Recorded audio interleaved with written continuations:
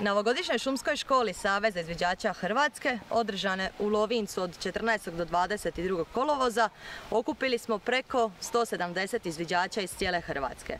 Sudjelovalo je ukupno 90 polaznika, odnosno tečajaca, oko 30 organizatora, mentora i trenera, te 40 sudionika izviđačkog logorovanja Šumski cvijet.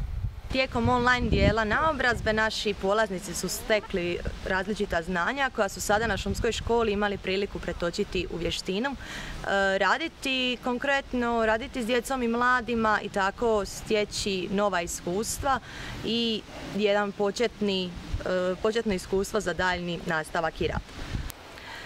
Polaznici osposobljavanja za asistente voditelja sekcije te voditelja sekcije bili su podijeljeni u 6 mješovitih timova i njihov dan, odnosno dinamika dana se sastojala od dana pripreme programa, dana provedbe te dana evaluacije.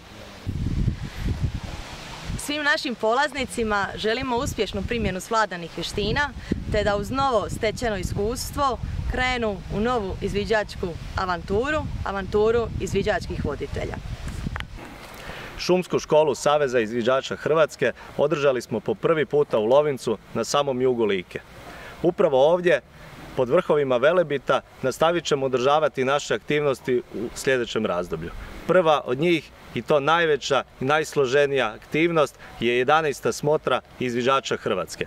Siguran sam kako će upravo polaznici ovogodišnje šumske škole već na 11. smotri izviđača Hrvatske sudjelovati sa svojim novim članicama i članovima.